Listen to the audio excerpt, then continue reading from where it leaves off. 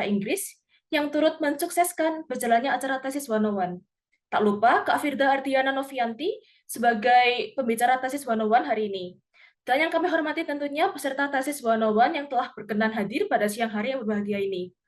Puji syukur kita panjatkan karena atas berkat dan rahmat Tuhan Yang Maha Esa, kita masih bisa berkumpul dan hadir untuk bersama-sama menimba ilmu dari materi yang akan disampaikan oleh narasumber yang luar biasa ini. Selanjutnya, saya ucapkan selamat datang kepada para peserta acara Tesis 101. Tesis 101 sendiri merupakan kegiatan yang diadakan oleh Divisi Research and Development atau Penelitian dan Pengembangan HMD Bahasa dan Sastra Inggris Universitas Airlangga. Tesis 101 di tahun 2023 ini hadir kembali untuk memberikan pengetahuan serta gambaran tentang atau skripsi. Di sini saya Jennifer dari Angkatan 2020, selaku pembawa acara yang akan memandu berjalannya acara ini sekitar beberapa jam ke depan. Oh iya, buat teman-teman yang bisa on-cam, dipersilakan untuk on-cam. Sebelumnya, saya akan membicarakan rangkaian acara pada siang hari ini. Acara pertama dimulai dengan sambutan oleh Ketua Minat Literatur Bahasa dan Sastra Inggris. Kemudian acara kedua kita yakni perkenalan pemateri dan penjelasan materi oleh narasumber kita hari ini, Kak Firda. Acara ketiga yakni sesi tanya-jawab dan dilanjutkan oleh penutupan dan dokumentasi. Baik, untuk mempersingkat itu, langsung saja kita memasuki acara pertama, yaitu sambutan Ketua Minat Literatur Bahasa dan Sastra Inggris kepada Ibu Rina.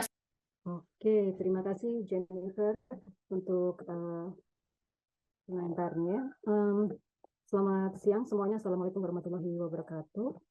Terima kasih sudah diundang ya untuk membuka acara Thesis 101 yang rutin diadakan setiap tahun atau setiap semester ya. Sehingga saya setiap tahun ya, atau setiap semester mungkin saya salah. Selamat datang juga untuk seluruh peserta yang sudah menyempatkan untuk hadir. Mungkin pas nggak ada kelas ya, jadi kalian bisa ikut bergabung di Zoom siang hari ini. Selamat datang juga untuk narasumber kita, Firda. Halo Firda, apa kabar? Masih di Halo Surabaya? iya masih baik. Masih di Surabaya. Oke, terima kasih sudah menyanggupi untuk berbagi dengan adik-adik tingkatnya ya. Juga untuk seluruh panitia yang sudah bekerja keras ya untuk mewujudkan acara ini bisa terselenggara dengan baik. Pertama-tama saya ingin menyampaikan apresiasi saya ya yang sekali lagi saya berikan untuk seluruh panitia yang sudah mengupayakan ada sesi sharing seperti ini. Semoga di tahun-tahun ke depan ini tidak akan hilang ya program ini, karena sangat bermanfaat kalau menurut saya pribadi ya untuk memberikan gambaran bagaimana sih proses penulisan skripsi itu. Kalau mungkin yang selama ini didengar itu kan hanya momoknya ya. Ya pasti itu menakutkan mungkin ya bagi sebagian orang, apalagi kalau stuck di tengah jalan. Entah itu stuck ide, entah itu komunikasi yang kurang lancar dengan dosbingnya, dosen pembimbing skripsinya, atau mungkin alasan-alasan internal lain ya dari mahasiswa sendiri saat proses penyusunan itu. Jadi kompleks masalahnya. Nanti kalian bisa sharing banyak hal dengan Kak Firda ya di sini selaku narasumber yang baru saja tahun lalu kalau nggak salah ya di sidang. Kebetulan saya salah satu waktu itu. Firda adalah bimbingan dari Pak Rizal ya. Waktu itu saya salah satu yang ikut menguji, dan kenapa saya rekomendasikan Kak Firda untuk mengisi di kesempatan kali ini karena dia salah satu yang menggunakan teori yang jarang dipakai oleh mahasiswa minat literature ya, terutama minat sastra di bahasa asing lah, paling tidak di bahasa asing itu jarang yang ada yang memakai teori ini, reader response theory. Nah, kenapa saya rekomendasikan? Harapan saya semoga nanti dengan sharingnya Firda kalian bisa terinspirasi ya untuk menggunakan teori yang sama mungkin ke depannya supaya tidak melulu skripsi dari minat sastra itu hanya berkutat di teori-teori yang sudah sering dipakai ya, bukan berarti teori-teori tersebut tidak boleh dipakai, boleh, tapi supaya ada variasi sedikit. Jadi kami selaku penguji juga terus mengupayakan ya untuk mahasiswa itu bisa mengembangkan diri mereka, sekaligus memberikan challenge bagi kami atau pembimbing untuk bisa mengarahkan mahasiswa supaya bisa mendapatkan sesuatu yang baru dari penyusunan skripsinya itu. Jadi nggak sekedar lulus gitu saja, tapi ada sesuatu yang baru yang bisa mereka pelajari dari penulisan skripsi mereka. Nanti tolong disimak baik-baik ya paparannya Kak Fira itu. Pastinya ada inspirasi atau sebab-sebab sebelumnya kenapa pakai teori ini, kenapa tertarik untuk melakukan penelitian dengan reader response. Karena ini termasuk salah satu bentuk penelitian lapangan ya, kalau bisa dibilang di sastra. Karena kebanyakan kalau penelitian sastra kan selama ini image-nya kan hanya penelitian ini ya, sifatnya library research ya, hanya melakukan review dari studi pustaka saja. Nah, sebetulnya ada juga bentuk penelitian lapangannya. Nah, salah satunya ya reader response ini. Jadi nanti kalau kalian tertarik misalnya untuk mempunyai responden atau melakukan survei gitu ya terhadap sampel populasi kalian, bisa ditanyakan ya di sesi tanya jawab nanti sesudah paparan. Dan sekali lagi besar harapan saya di masa-masa mendatang ya, saya akan menyumpai mahasiswa minat literature dari bahasa dan sastra Inggris Universitas Airlangga ini bisa mengeksplorasi lebih teori ini dan banyak yang menggunakan teori ini dalam penelitiannya. Karena jauh lebih menarik dan menantang, dan kalau dapat nilai A itu bukan jaminan ya. Kalau menurut saya pribadi A atau tidak itu bukan sesuatu yang sangat prestisius ya, tapi lebih ke knowledge apa yang bisa saya dapatkan. Karena kalau kalian berinteraksi dengan orang lain lewat penelitian lapangan, itu tentunya akan beda kalau kalian hanya melakukan interaksi dengan studi pustaka, which is benda mati gitu kan. Kalau kita bisa berinteraksi dengan orang lain, walaupun itu lewat dunia maya ya, seperti yang dilakukan Firda dengan sampel populasinya, itu jauh lebih menantang dan pasti ada banyak tantangan dan kepuasan di akhir ya, walaupun mungkin nilai yang didapatkan mungkin tidak sesempurna yang diharapkan. Itu jangan menjadi momok di awal ya. Yang penting kalian mau mengeksplorasi diri, karena toh yang penting nanti ketika lulus adalah kalian juga akan dituntut untuk terus mengeksplorasi diri tanpa habis-habisnya ya, terus-terusan mencari atau menggali kemampuan diri kalian. Nah, itu yang saya harap bisa kalian manfaatkan dari kesempatan siang hari ini. Mungkin di sini pesertanya tidak semuanya dari minat lit saja ya, atau hanya khusus minat lit untuk thesis 101 ini. Jennifer atau Sika, pesertanya campur atau khusus lit saja? Izin menjawab Bu, kalau sepengetahuan saya, kalau mau ikut Zoom ini, meskipun dari minat lingkungan atau CS juga bisa. Oh gitu, oke. Ya, bisa saling memberikan masukan mungkin ya, nanti dari minat yang lain, karena bagaimanapun sekarang eranya multidisipliner ya kan, walaupun kalian mengkhususkan di minat sastra atau kajian budaya atau linguistik, kalian juga bisa sharing pengalaman bagaimana sih penelitian lapangan itu kalau di linguistik, kalau di CS misalnya, ya kan? Karena mungkin untuk mahasiswa sastra ya, sekali lagi, ini adalah sesuatu yang bisa dibilang baru dipraktekkan beberapa tahun terakhir ini dan masih sangat jarang. Firda ini termasuk yang keberapa ya? Seingat saya, kalau yang dari saya uji pribadi ya, yang ketiga dari sekian tahun belakangan, jedanya lumayan lama dari yang terakhir pernah menggunakan teori yang sama. Jadi saya senang sekali ketika ada mahasiswa yang akhirnya mau menggunakan teori ini untuk penelitiannya. Jadi besar harapan saya akan menjumpai skripsi-skripsi dengan penelitian-penelitian lapangan seperti ini. Itu saja, saya rasa tidak perlu berpanjang lebar lagi ya kan. Yang ditunggu-tunggu kan sesi sharing dari Firda. Sekian sambutan dari saya. Selamat menikmati paparan nanti ya. Selamat berdiskusi, tanya jawab, bertanyalah seaktif mungkin. Dan sekalian saya mohon izin mungkin tidak bisa mengikuti sampai akhir ya untuk panitia. Tapi terima kasih sudah diundang untuk membuka acara ini. Semoga adik-adik kelas di sini bisa memanfaatkan sesi ini dengan baik supaya nanti bisa lebih siap lagi saat menyusun skripsi. Oke, jadi saya tidak akan stay sampai akhir supaya lebih gayeng diskusinya. Kalau ada dosen biasanya dianggap penyelundup. Oke, jadi nanti silahkan tanya sedetail mungkin ya kesulitan-kesulitan selama proses pengumpulan data, penelitian, termasuk juga hal-hal eksternal lainnya di luar nulis skripsinya sendiri, ya. Gangguan-gangguan eksternal yang biasanya juga ikut menginterupsi di tengah-tengah perjalanan itu, silakan ditanyakan, ya. Silakan sharing dan selamat berdiskusi. Sekian dari saya, terima kasih. Wassalamualaikum warahmatullahi wabarakatuh. Kembali ke MC, silakan. Baik, terima kasih banyak Ibu Rina atas sambutannya yang luar biasa. Oke, teman-teman, tanpa berlama-lama lagi, kita masuk ke sesi yang paling ditunggu-tunggu, yaitu pemaparan materi oleh Kak Firda.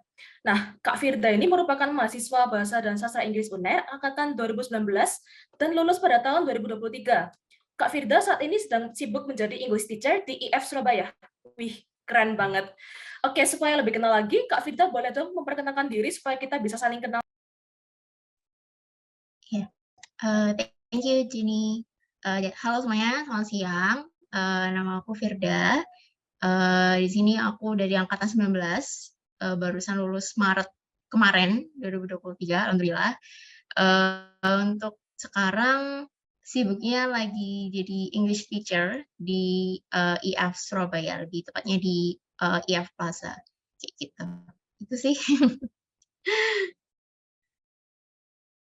Oke, terima kasih Kak Firda atas perkenalannya. Nah, sekarang waktunya acara inti, yakni penjelasan materi mengenai tesis dari Kak Firda yang keren banget nih. Oke, Kak Firda udah siap belum? Udah. Oke, kepada Kak Firda, waktu dan layar kami persilahkan. Oke, thank you.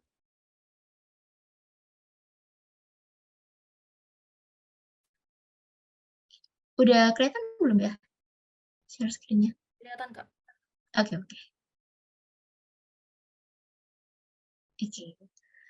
Oke, aku mulai ya teman-teman. Jadi, selamat siang lagi semuanya. Welcome to Thesis 101 on Literature today. Aku udah tahu Thesis 101 itu sejak dari zaman maba, karena memang seperti yang dibilang sama Mem Rina tadi, bahwa ini kalau zamanku dulu tahunan ya, jadi 1 tahun sekali. Kalau nggak salah dulu itu diadakan setelah penerimaan maba gitu. Jadi sebenarnya agak kaget juga waktu aku di reach out sama Kalula, ternyata aku diminta untuk isi Thesis 101 Part 1. Nah, aku kagetnya sekarang ada Part 1, Part 2 nih. Berarti kesempatan teman-teman untuk sharing itu lebih banyak ya daripada waktu zamanku dulu cuma setahun sekali seperti itu. Jadi untuk sekarang bisa Part 1, Part 2 dan kayaknya bakal bisa menambah insight teman-teman tentang tesis itu sendiri, tentang pengerjaan tesis itu sendiri. Oke. Nah, sebelum we're jumping to the tesis discussion itself. Mungkin aku pengen sharing tentang peminatan literatur ya. Jadi di sini aku dari peminatan literatur.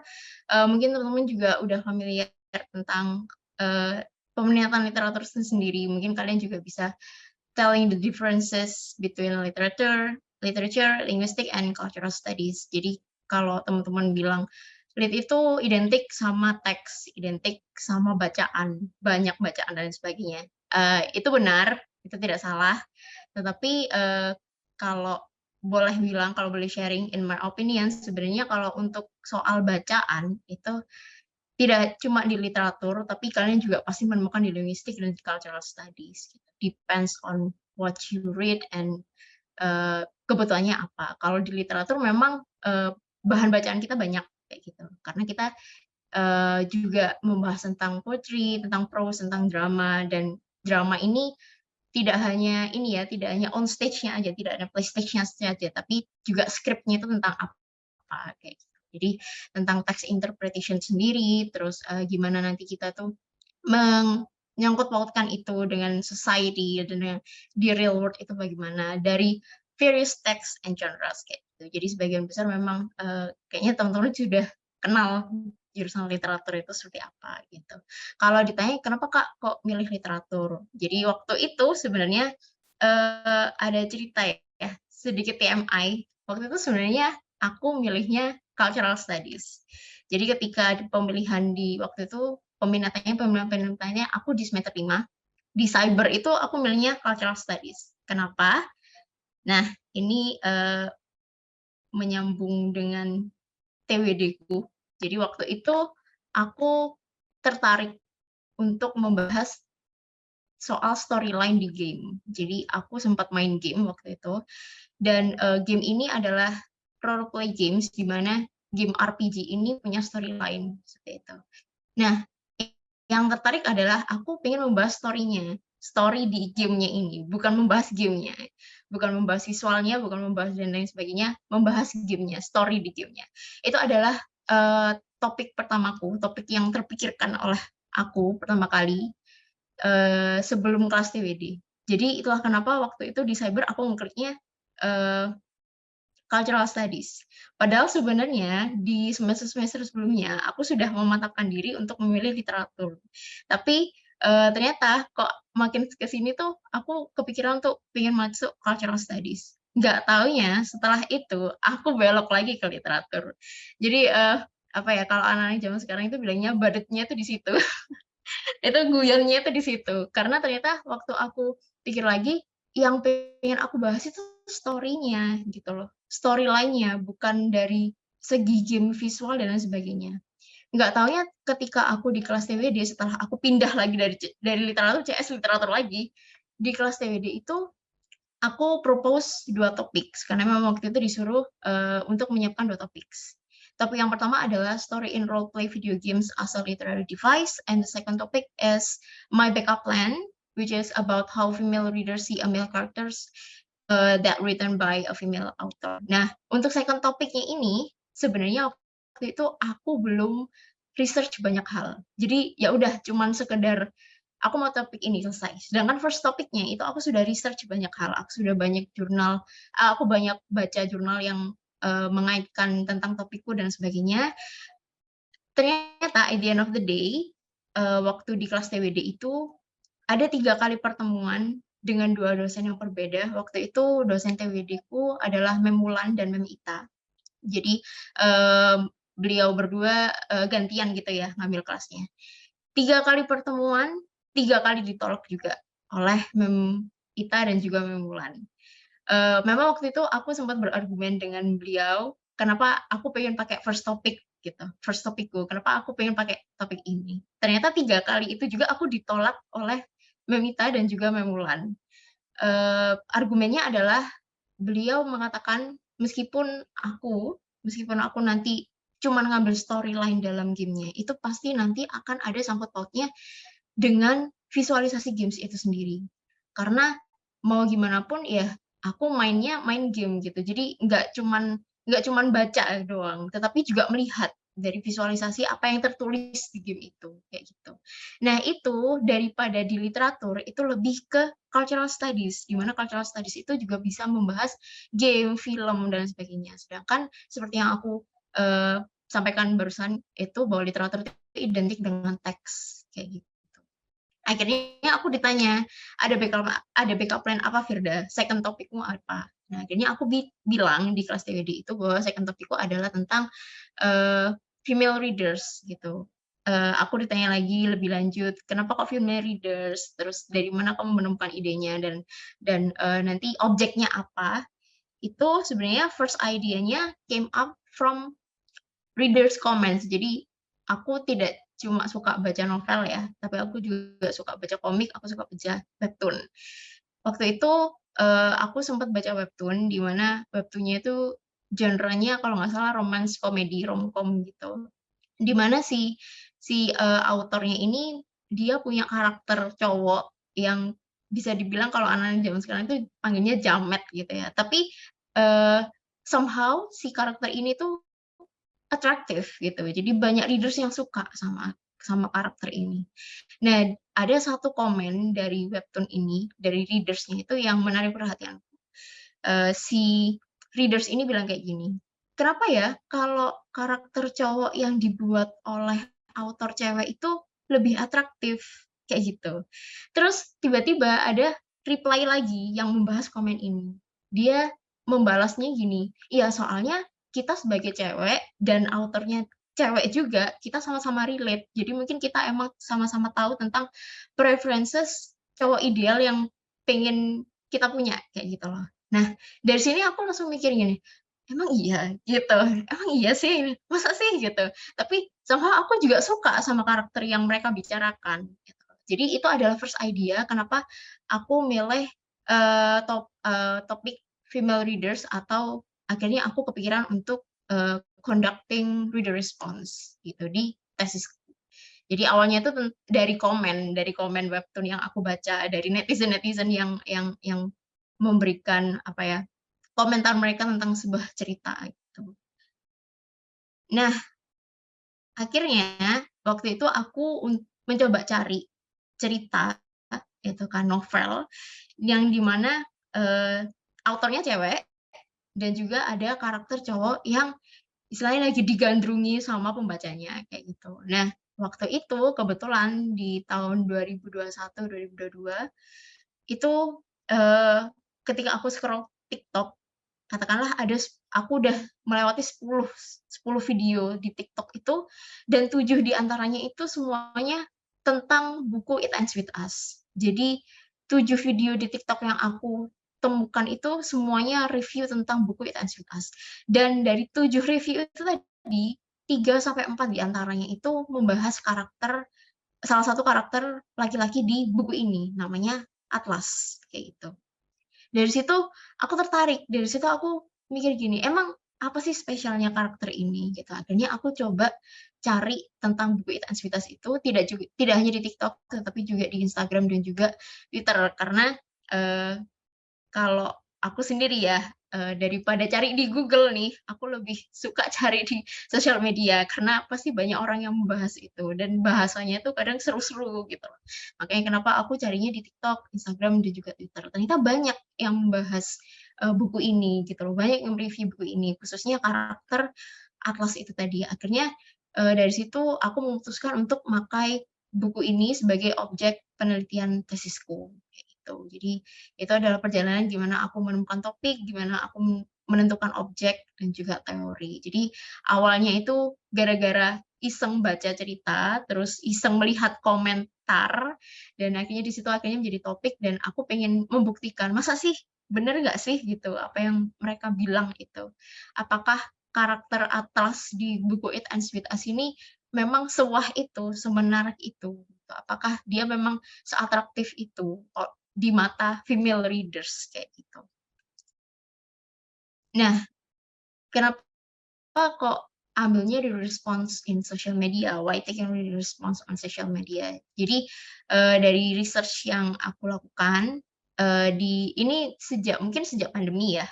Sejak pandemi itu kita lebih sering mainnya itu ke dunia internet ya, karena pandemi itu kan kita waktu itu nggak bisa kemana-mana. Jadi dari research yang aku lakukan, 43% orang itu spending longer using social media. Mungkin di streaming platform mungkin lebih banyak ya, tetapi social media itu tetap ada di top 3-nya gitu loh. Karena ya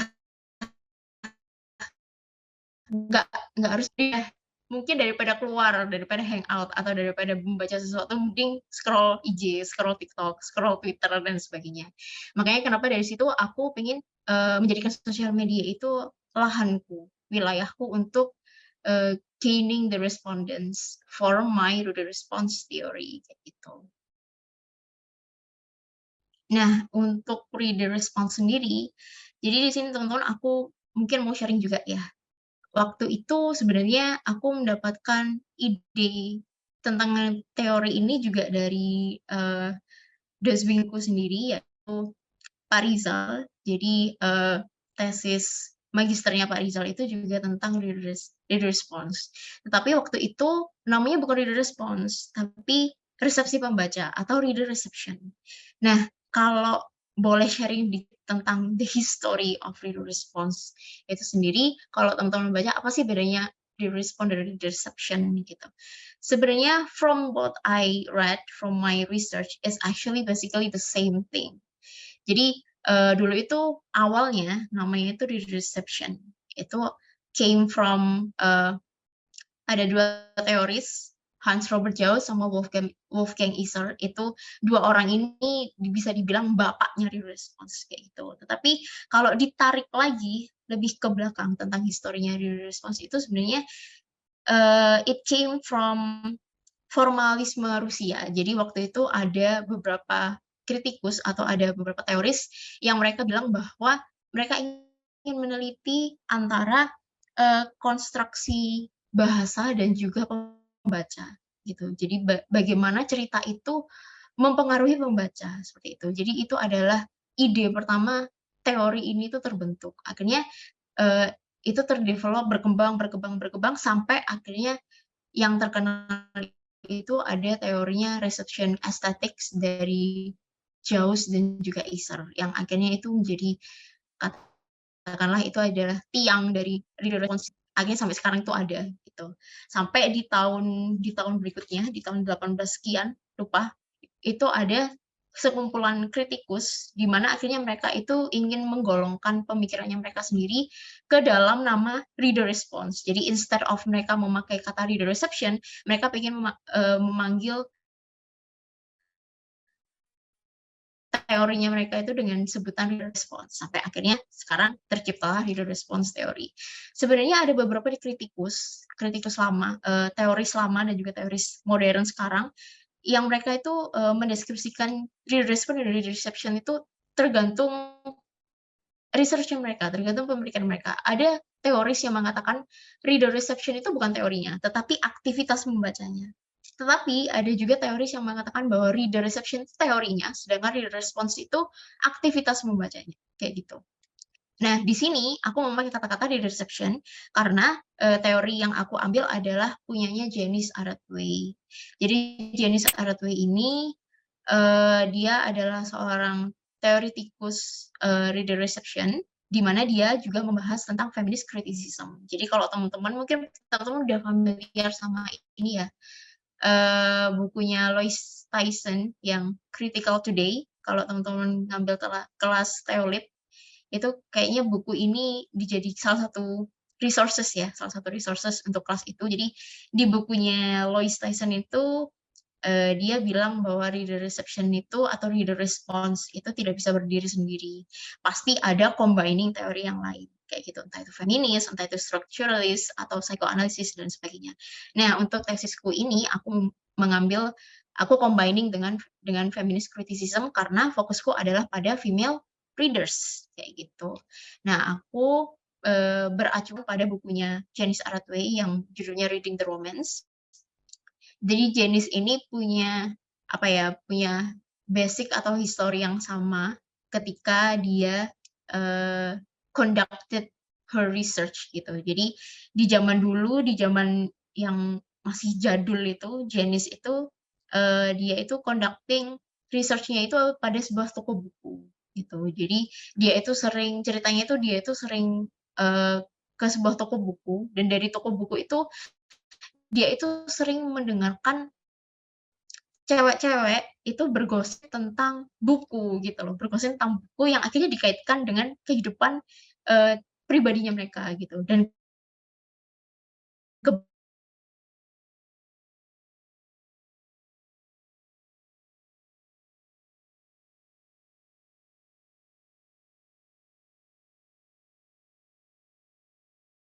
banyak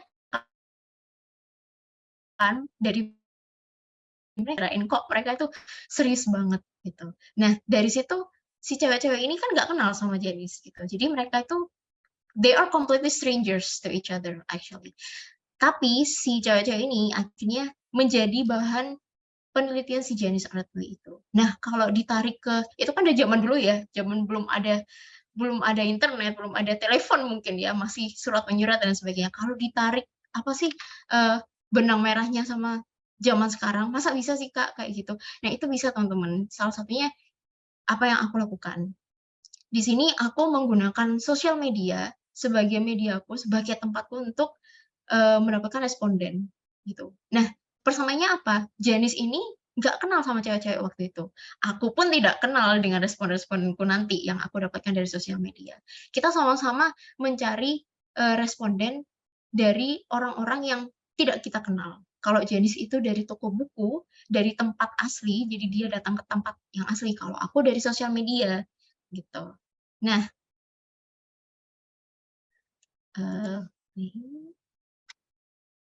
oke.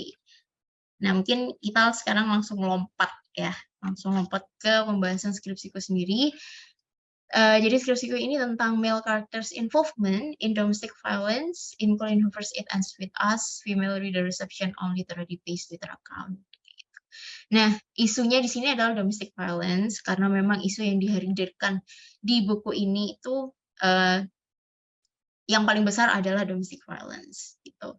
Nah, kenapa male characters? Karena fokusku adalah yang pengen aku kumpulkan adalah female readers-nya. Nah, yang attract yang menjadi apa ya, yang jadi bahan diskusi tentang buku ini tuh kebanyakan male characters. Salah satunya yang aku bilang tadi tentang karakter namanya Atlas Corrigan itu tadi.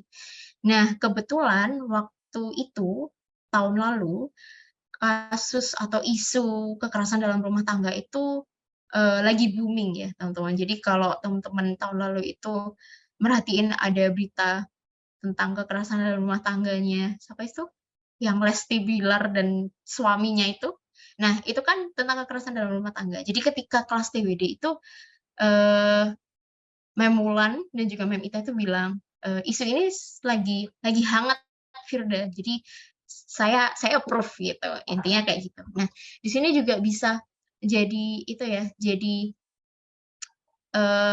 inspirasi juga sama teman-teman. Jadi kalau teman-teman lagi bingung, aku harus ngangkat isu apa, aku harus ngangkat topik apa buat skripsiku. Mungkin teman-teman bisa melihat apa yang sedang terjadi di society-nya kita sekarang, apa yang sudah what is happening in the internet kayak gitu. Mungkin dari situ teman-teman bisa mendapatkan inspirasi. Oh, isu ini lagi gencar-gencarnya nih, lagi banyak dibahas gitu di sosial media gitu. Mungkin bisa dijadikan bahan kayak gitu. Nah, kalau aku waktu itu tentang domestic violence, meskipun sebenarnya domestic violence itu adalah isu yang udah sering banget dibahas di tesisnya researchers yang lain gitu. Tapi ternyata isu ini masih sering terjadi. Jadi kalau menurutku closure-nya itu belum benar-benar ada karena ya it's still happening in our society right now gitu kan. Dan buku It Ends With Us sendiri itu juga menghadirkan isu ini di mana ternyata penulisnya si Colleen Hoover ini at the end of the book she shared that actually the story of It Ends With Us came from her own mothers. Jadi ibunya Colleen Hoover itu juga ternyata dulunya adalah salah satu the victim of domestic violence from her own husband kayak gitu. Jadi buku ini tuh kalau bilang based on true story enggak juga sih, tapi idenya itu ya based on true story itu tadi. Nah, aku sebelum melakukan research banyak tentang objek ini, sebelumnya aku juga sempat melakukan research di beberapa site jurnal ya, kayak Google Scholar, JSTOR, dan sebagainya. Aku coba nulis keywords tentang buku ini, dan ternyata udah banyak researchers yang melakukan penelitian dalam buku ini. Nah, ini juga mungkin bisa jadi inspirasi teman-teman gimana caranya cari gap antara penelitian kalian dan juga penelitian terdahulu. Jadi waktu itu ketika aku research, kebanyakan yang menjadikan buku It Ends With Us ini sebagai objek adalah mereka-mereka yang membahas tentang woman empowerment kayak gitu. Karena karena di buku ini yang dibahas adalah main karakternya itu cewek, dan at the end of the day si main karakternya ini yang namanya Lily ini, si Lily itu akhirnya bisa keluar dari domestic violence cycle yang dia terima pertama itu dari ayahnya, yang kedua dari suaminya itu ya karena her own decision gitu loh. Jadi dia itu bisa she can stand up for herself gitu lah intinya. Jadi dari situ tuh akhirnya yang melahirkan research tentang woman empowerment dengan menggunakan objek It Ends With Us sendiri. Makanya kenapa di situ aku tidak mau membahas woman empowerment-nya lagi karena sudah ada gitu. Sudah banyak researchers yang membahas itu. Akhirnya aku membahas bukan dari sisi karakter perempuannya tetapi dari male characters-nya gitu. Oke, jadi untuk background of the study-nya, ini kita udah masuk ke pembahasan skripsiku sendiri. Jadi It Ends With Us itu adalah romance novel gitu. ini TMI aja, jadi penulis Colleen Hoover itu identik dengan cerita-cerita romansa yang ceritanya tuh sedih gitu. Jadi, kalau bahasanya anak-anak pembaca fanfiction atau, alternate universe itu genrenya genre angst ya, bukan fluff kayak gitu intinya. Jadi genrenya tuh, sedih kebanyakan novel-novelnya Colleen Hoover ini, salah satunya adalah It and Sweetas. Nah, It and Sweetas ini terbitnya tahun 2016, tetapi booming lagi. Aku nggak tahu 2016 itu apakah sudah booming atau enggak, tetapi, novel ini somehow tiba-tiba booming waktu pandemi, waktu sekitar tahun 2021 sampai tahun lalu itu masih booming. Itulah kenapa akhirnya, aku menjadikan ini sebagai objek karena aku sering banget lihat, eee, pengguna sosial media itu review tentang buku ini, kayak gitu. Dan akhirnya dengan booming-nya buku Intensitas ini akhirnya membawa, eee, ke-booming-an buku-bukunya Colleen Hoover yang lain, kayak gitu. Nah, eee, di sini aku menggunakan Twitter sebagai media untuk mencari responden. Karena apa, di sini ada mungkin teman-teman juga udah familiar ya, kalau teman-teman sering main Twitter, itu kan pasti, udah familiar sama kata-kata base, gitu kan. Jadi di sini aku menggunakan literary base sebagai, tempat spesifiknya aku mengambil respon, gitu kan. Base itu udah kayaknya kalau di antara kita tuh udah bukan hal yang baru gitu ya. Even, UNER sendiri tuh punya base kayak gitu.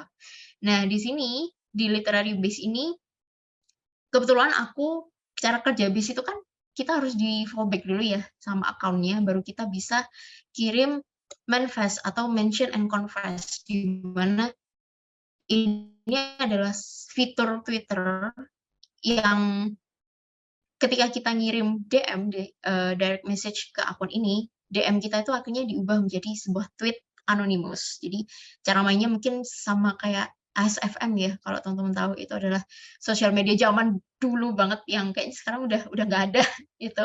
Nah itu cara kerjanya hampir sama kayak itu. Jadi, waktu itu memang di Twitter banyak juga yang membahas tentang It and Sweet Us, salah satunya seperti yang di slide-ku sebelumnya, itu ada salah satu orang di Twitter itu yang nanya tentang, "Buku ini bagus nggak sih?" Gitu. Kalau bagus, bagusnya apa? Gitu. Nah, dari situ akhirnya aku menulis, manifest itu lagi ke literary base ini, untuk mendapatkan responden, kayak gitu. Karena aku menilai kayaknya lebih gampang untuk melakukannya di Twitter karena, aku melakukannya tidak di akunku yang di mana notabene akunku ini tidak punya banyak followers gitu loh. Sedangkan si base ini, si literary base ini bisa dilihat, di sini tuh ini aku screenshot-nya waktu bulan November 2022. Itu banyak banget followers-nya, ada 700.000 sekian followers, di mana kalau aku menulis status di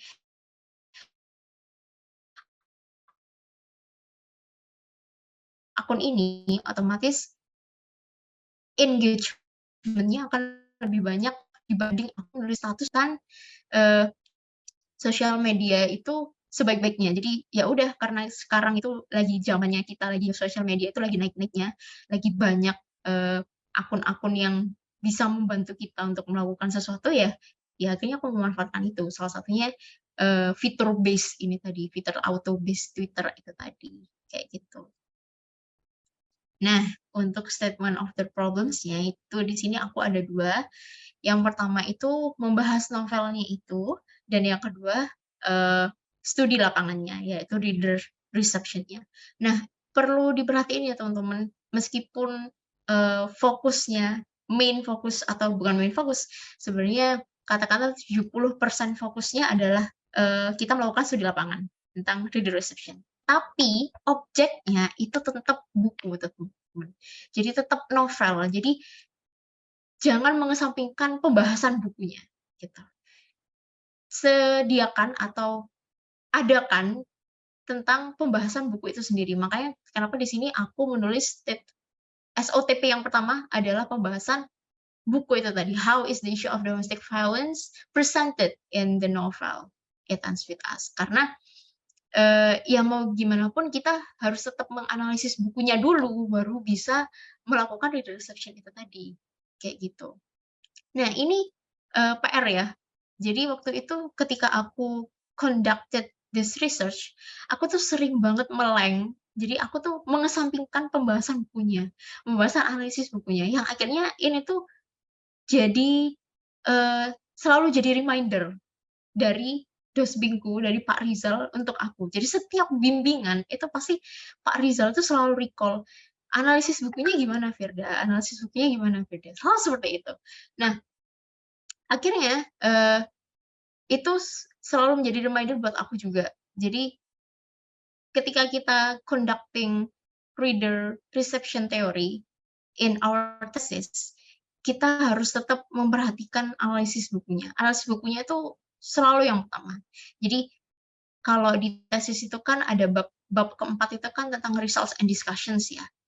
Kita pasti ada subbab yang lain. Jadi 4.1 pembahasan pertama itu pasti pembahasan bukunya, baru nanti yang kedua reader reception-nya itu sendiri.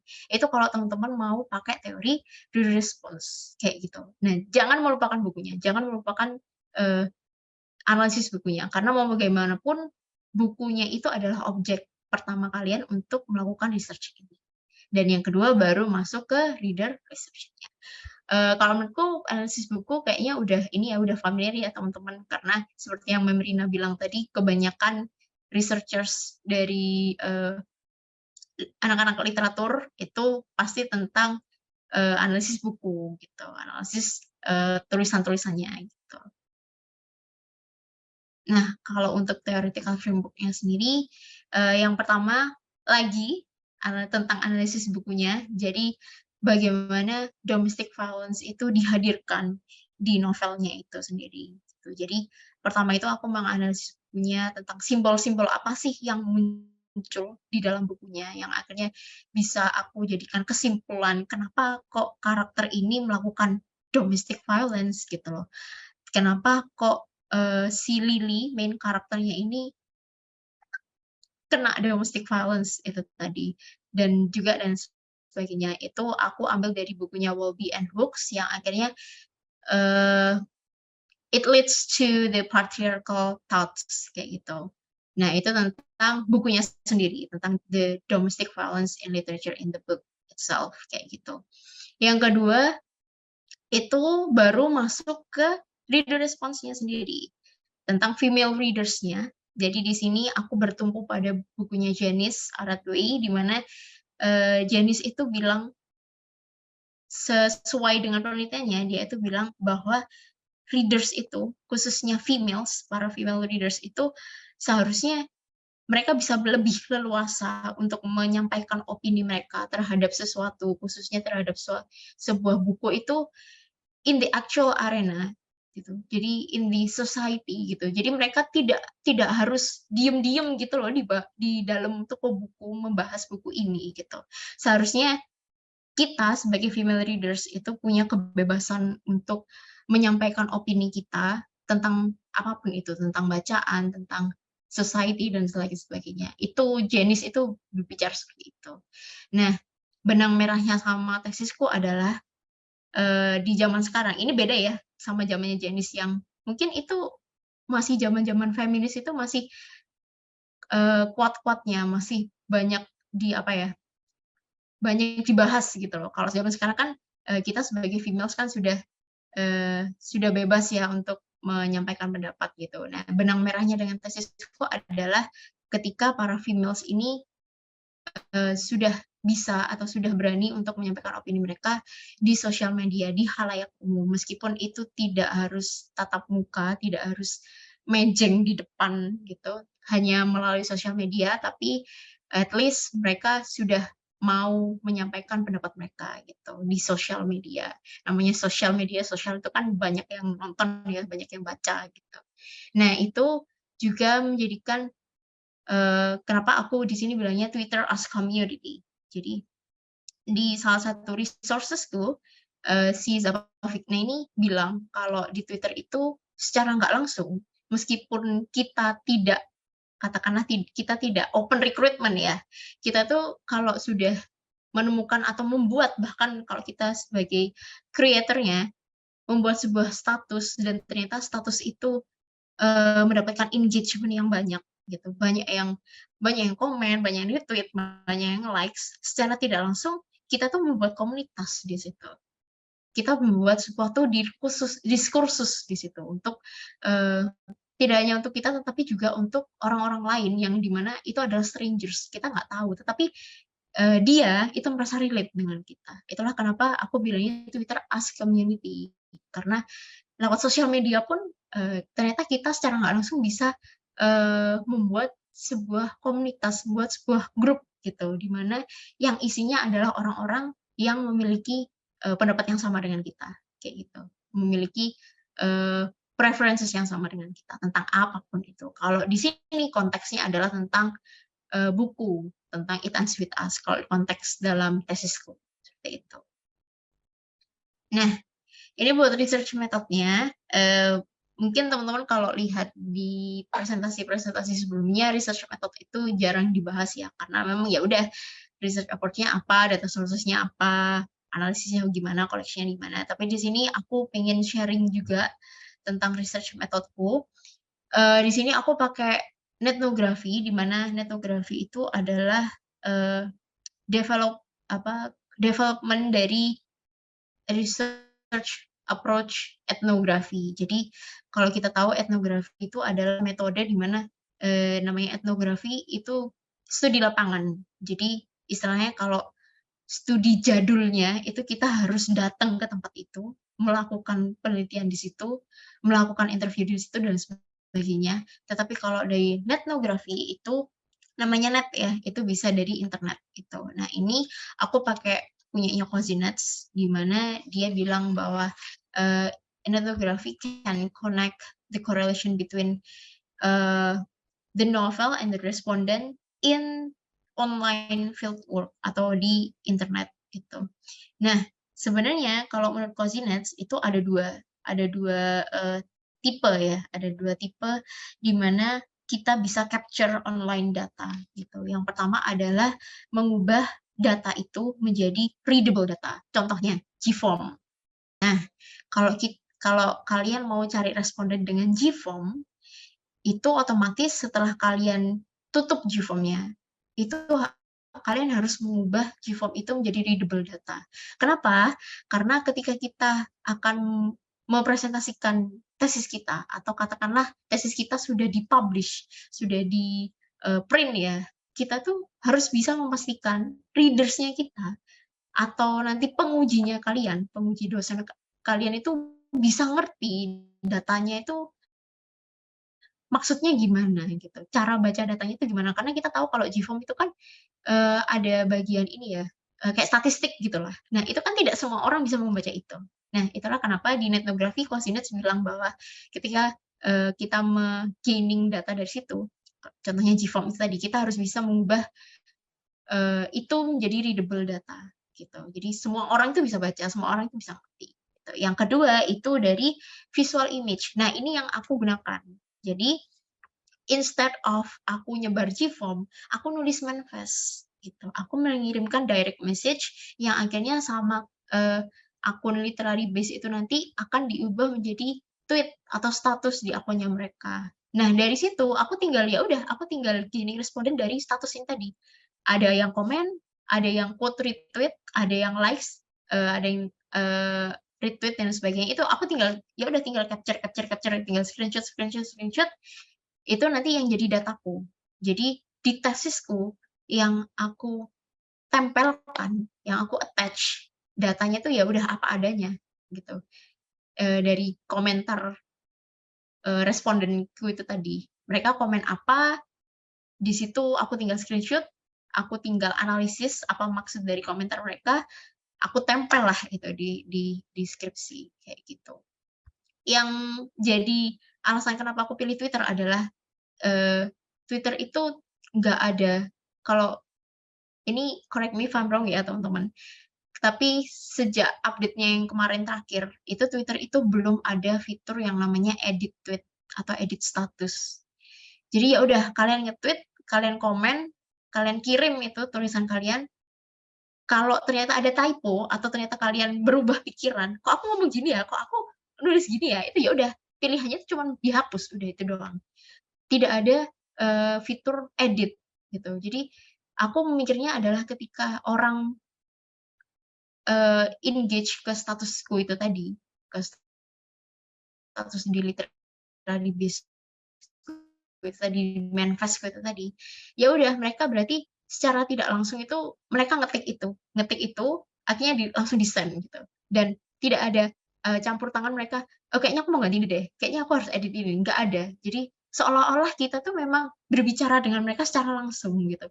Jadi seolah-olah mereka itu secara spontan ngomong kayak gitu, ngetik kayak gitu ke kita itu. Jadi seolah-olah ini tuh aku sedang conducting interview dengan mereka, tapi caranya adalah dengan ketikan itu tadi. Tidak bertatap muka, tetapi lewat status dan juga komen kayak gitu. Nah, itu kenapa aku milih Twitter gitu. Nah, untuk data sources-nya sendiri, again teman-teman reminder bahwa objek pertamanya adalah novel. Jadi material objeknya adalah It Ends With Us. Don't forget about that. Analysis the text first, and then go to the formal object, which is our discussion on reader reception or reader response theory, kayak gitu. Untuk scope and limitation-nya, scope-nya sendiri, of course, the female readers, and then the limitations sebenarnya karena itu aku pakai akun orang lain ya, akun literary base, akun base di Twitter, itu bukan akunku sendiri, jadi aku tidak bisa mengontrol tweet itu, status itu harus ada at the top of the account gitu, nggak bisa di-pin gitu, karena bukan aku yang menjalankan akunnya. Nah, itu limitation-nya di situ. Jadi setelah aku mengirim manifest, setelah direct message-ku itu tadi akhirnya jadi status, ya aku juga akhirnya harus mau bersaing dengan manifest-manifest yang lain, yang setiap jam, setiap menit, setiap detik itu pasti ada, gitu lah. Itulah kenapa waktu aku ngirim manifest itu bahasa yang aku gunakan di manifest itu bukan bahasa ilmiah, bukan bahasa akademik. Jadi seolah-olah aku memang mengirim manifest itu untuk berdiskusi dengan followers-nya literary base itu. Jadi bahasa yang aku gunakan itu, "Hi guys, gitu. Can you please give me blah blah blah gitu. Thank you in advance." Even aku nulis thank you in advance itu aku singkat jadi Tia gitu. Karena ya memang itu adalah apa ya? Itu adalah trennya teman-teman di sosial media untuk kadang mempersingkat kata-kata seperti itu loh. Nah itu. Jadi, kita harus kalau mau menggunakan sosial media itu sebagai tempat itu kita juga harus bisa memposisikan diri kita sebagai pengguna sosial media yang lagi apa ya, yang lagi ngikut zaman gitu loh istilahnya. Nah di situ. Nah di limitation-nya itu tadi, aku harus bisa gaining responden di mana manifestku ini harus dapat engagement gitu. Dengan cara apa ya? Dengan cara aku nulis gimana aku nulis manifest tadi meskipun manifestku itu akhirnya nanti akan tergeser terus, itu akan terus bergeser. Sampai sekarang pun pasti bergeser gitu. Tetapi gimana caranya aku gaining itu dengan cara statusku itu kalimatnya itu harus interaktif gitu, harus bisa engage followers-nya itu supaya mereka mau komen di statusku, di manifestku itu tadi. Yaitu. Nah, pemilihan topiknya, pemilihan objeknya itu juga berpengaruh teman-teman. Makanya kenapa aku milih It Ends With Us, karena itu tadi, karena itu lagi banyak dibahas gitu. Jadi banyak orang yang udah baca. Makanya kenapa engagement dalam manifestku itu tadi, itu bisa banyak gitu. Nanti mungkin aku bisa sharing ke teman-teman ya, berapa banyak tweet, likes, atau komen yang aku dapat di manifestku untuk researchku ini. Oke, kita we moving on the data collection. Jadi aku di sini berhasil menemukan 22 respondents dari itu sebenarnya lebih aku dapat lebih dari 22 tapi aku cuma milih 22 yang dimana isi komentarnya atau quote tweet-nya itu selaras dengan SOTP-ku, dengan statement of the problems gitu. Kalau kita conducting reader response, kita juga harus ada research instruments, teman-teman. Yang pertama pasti researchers kalian sendiri. Yang kedua, kalau di researchku itu ada question contents for the manifest, tapi kalau kalian pakai cara, kalau aku bilangnya kalau kalian pakai caranya reader response yang jadul, yang kalian harus interview orang secara langsung tatap muka, ya berarti kalian harus menyiapkan kuesioner gitu, pertanyaan-pertanyaan apa yang mau kalian tanyakan gitu. Kalau di aku sendiri cuma question contents buat manifestnya itu tadi.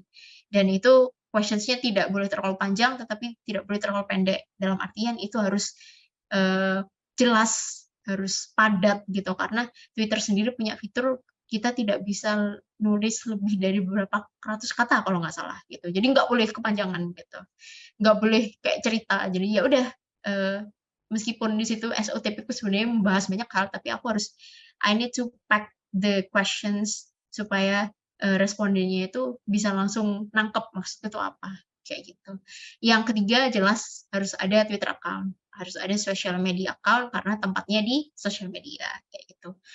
Untuk data analisisnya, again, yang pertama itu harus analisis the text first. Jadi aku melakukan close reading, and then followed by taking notes. Itu untuk pembahasan researchku yang pertama, untuk data collectionku yang pertama, yaitu novelnya itu dari It Ends With Us. Yang kedua, baru aku masuk ke reader response atau reader reception analysis gitu. Jadi collecting the feedbacks from the manifest, and then I use the visual image of the ethnography methods, which is taking screenshots, and then after that I need to sorting the feedbacks. Jadi aku harus milih itu reply mana, comments mana yang sekiranya itu tidak out of topic dari pertanyaan SOTP-ku. SOTP ya, pertanyaan SOTP, bukan pertanyaan yang ada di manifestnya, bukan.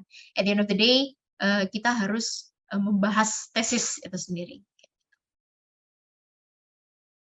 Oke, jadi di sini ini untuk ini sebenarnya udah masuk ke discussions and results ya. Jadi di sini aku ada tuh findings. Yang pertama, again tentang novelnya itu sendiri, bahwa di sini aku menemukan in It Ends With Us, love plays an active role in the ability of the perpetrator to exert control over the woman who is the victim. Jadi maksudnya adalah di sini main karakternya yang namanya Lily, itu dia kan dapat perlakuan kekerasan itu dari ayahnya yang pertama, yang kedua itu husband-nya sendiri.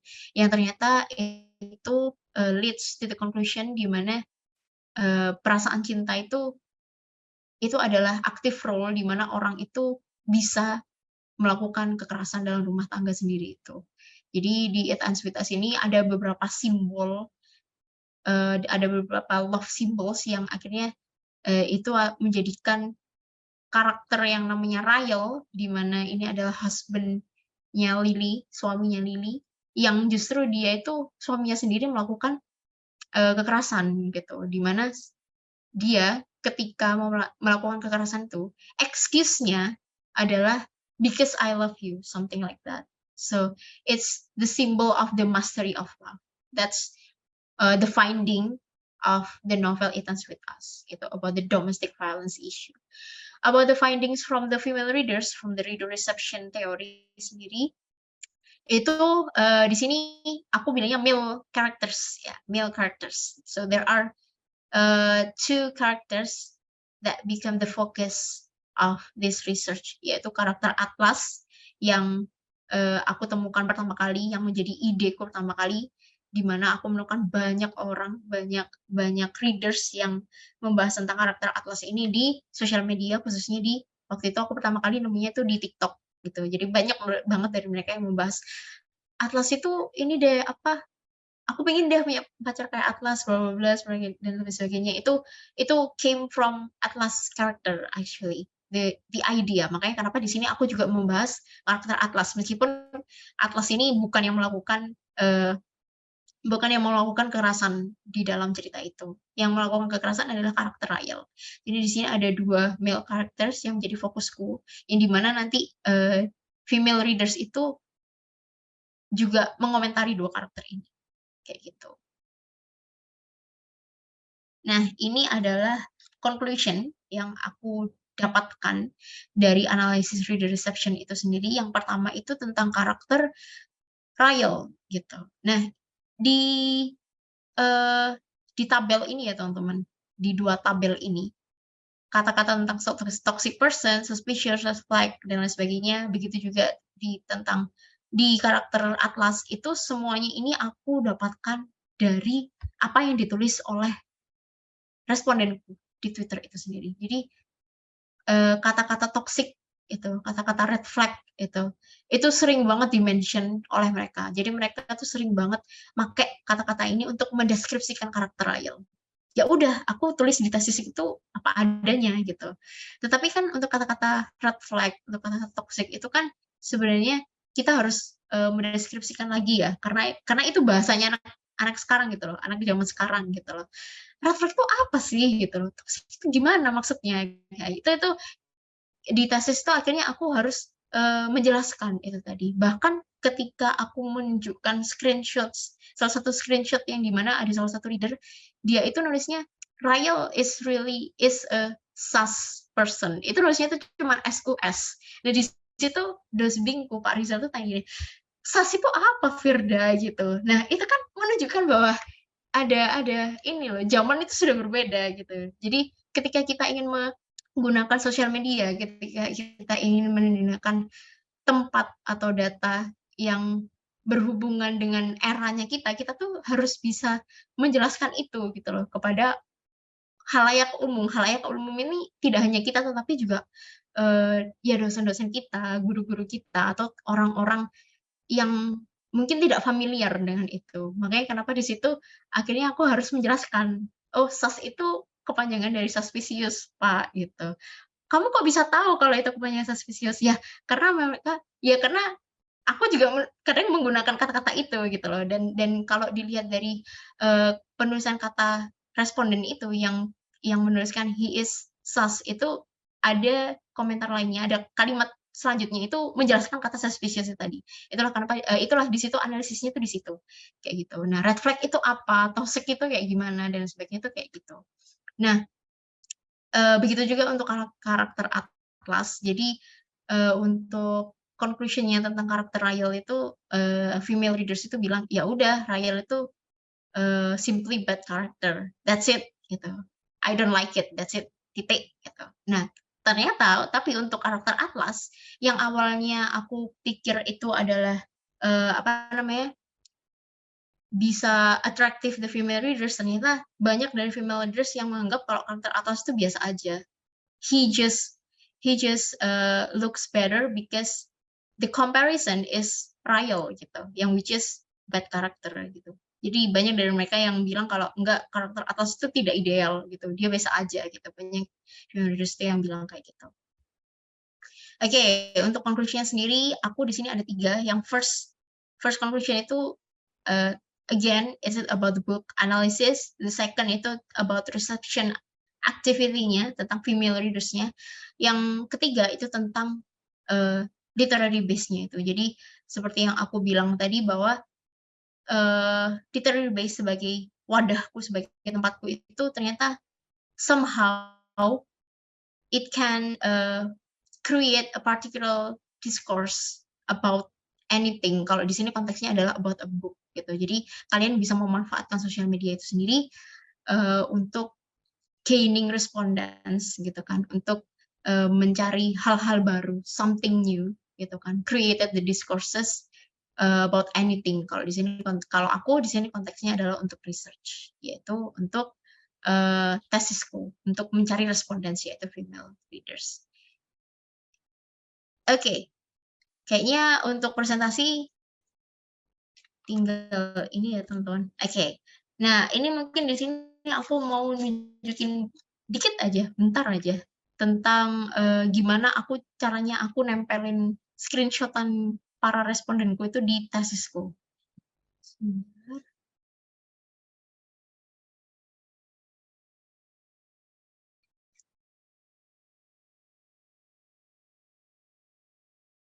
Oke.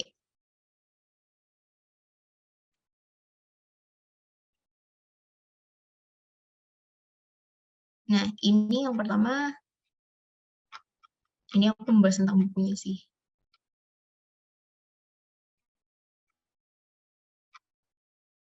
Nah, jadi di tesisku itu yang aku tempelkan ya udah apa adanya gitu. Tidak ada editing, tidak ada yang aku sensor seperti ini ya. Di sini nih si user Mai Kasahara ini bilang ya ini ada kata-kata kotor, ada kata-kata apa itu tidak aku tutupi gitu loh. Jadi ya sudah apa yang aku dapatkan dari respondents itu yang jadi dataku. Jadi itu yang aku tempel pada tesisku. Begitu juga dengan komentar-komentar lainnya, ini banyak seperti itu. Dan untuk manifestnya sendiri itu sampai sekarang masih ada. Jadi ini adalah manifest yang waktu itu aku kirim ke Literary Base. Sampai sekarang masih ada. Waktu itu aku ngirimnya tanggal 25 September 2022. Oh ya, untuk mungkin untuk buat teman-teman juga sih. Kalian kalau mau kirim, kalau pakai reader response in social media juga memperhatikan jamnya juga ya teman-teman. Maksudnya waktunya kalian harus ngirim manifest itu gimana biar kalian tuh tahu gitu. Oh, kalau misalnya aku ngirim midnight ini kayaknya nggak ada yang bales deh gitu. Atau kalau aku ngirim jam 5 pagi kayaknya nggak ada yang bales deh gitu. Itulah kenapa waktu itu aku ngirimnya jam 4 sore. 25 September ini kalau nggak salah hari Sabtu atau Minggu. Ini masih ada di akunnya Literary Base, tetapi sudah tidak ada engagement. Jadi ya udah bisa dilihat itu yang komen di sini tuh ya pada tanggal tersebut itu. Dan udah nggak ada komentar baru, sudah tidak ada kutipan baru. Meskipun manifestnya masih ada, tetapi manifest ini sudah tergeser oleh manifest-manifest yang baru. Jadi sudah tertutup seperti itu. Ya, mungkin itu dari aku presentasinya, it's a little bit long. I will give it back to Jenny. Oke, terima kasih kepada Kak Firda atas pemaparan materinya yang keren banget nih. Nah, jadi dari materi yang disampaikan Kakak tadi, kita jadi bisa belajar banyak tentang struktur dari tesis itu sendiri. Kayak tadi sebelumnya Kakak memaparkan Kakak kenapa ngambil reader response, terus juga background of the study harus diisi apa, terus statement of the problem gimana, terus theoretical framework, research method, findings sampai conclusion. Nah, oke, terus dari pemaparan Kak Firda sendiri, aku ambil 3 highlight yang perlu kita pahami. Yang pertama, kalau kalian mau membuat tesis, sediakan bahasan dari buku itu juga. Ini buat yang peminatan literatur, karena bagaimanapun, kalau kita mau analisis bukunya dulu atau teks literatur lain, itu kita baru bisa ambil reader reception-nya tadi.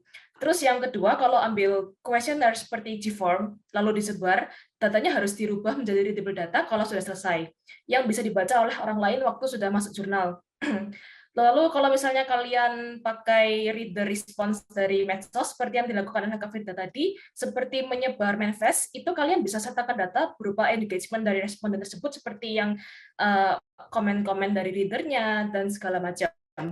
Lalu yang terakhir, yang tertarik dengan reader response di tesis ini nanti, bisa pakai Twitter sebagai media utama pencarian responden, karena ini TMI sedikit, aku juga pengguna Twitter, terus juga di Twitter itu banyak orang yang menyebar kuesioner skripsinya di sana, dan juga memang banyak yang mau membantu, gitu sih. Alright, sekarang kita masuk ke sesi Q&A atau tanya jawab. Bagi teman-teman yang mau bertanya bisa raise hand, lalu unmute untuk menyampaikan pertanyaannya. Jangan lupa sebelum bertanya bisa berkenalan dulu nama dan dari angkatan berapa. Oke, ayo teman-teman, mumpung masih ada Kak Firda.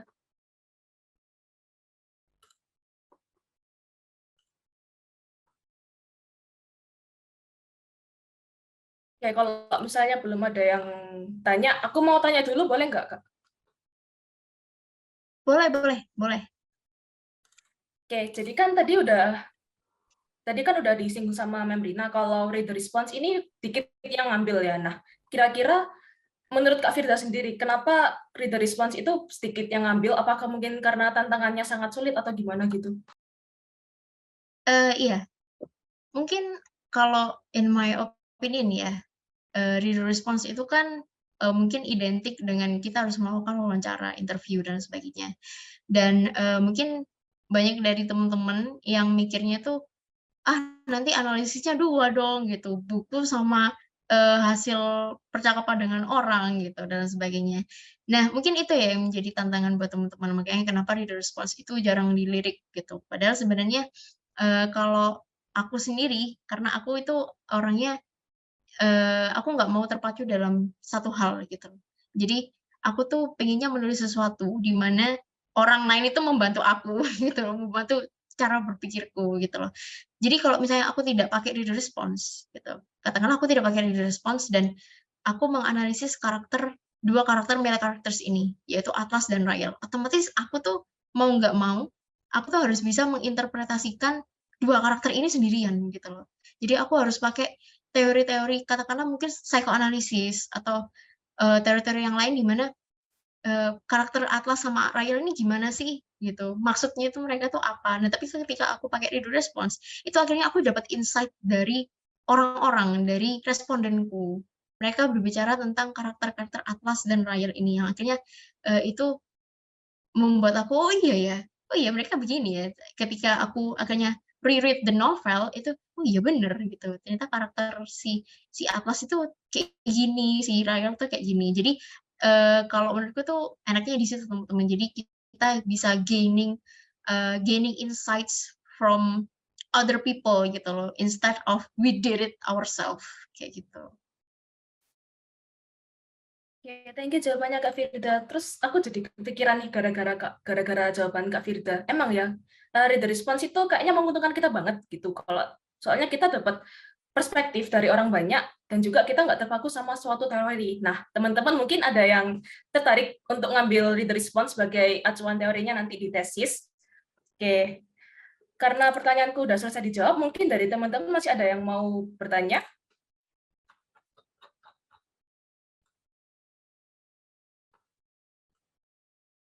Kalau teman-teman mau tanya di luar tesis juga boleh kok. Misalnya,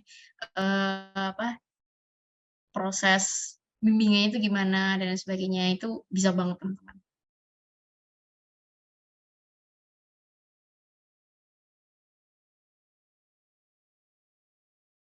Ini kalau aku tanya juga ya, biar nggak sepi juga. Ini kalian udah TWD ya, belum? Ada yang ngambil TWD, Kak. Tapi kalau aku sendiri belum. Oh gitu, oke. Jadi ada yang ambil TWD, ada yang belum. Aku nggak tahu gimana prosesnya sekarang, tapi, kalau di zamanku waktu itu, di angkatanku itu ada beberapa temen yang last minute itu ganti topik, teman-teman. Jadi last minute itu tiba-tiba ganti topik, padahal udah mau sempro gitu. Atau bahkan ada yang udah sempro terus ganti topik. Itu apakah bisa, Kak? Gitu.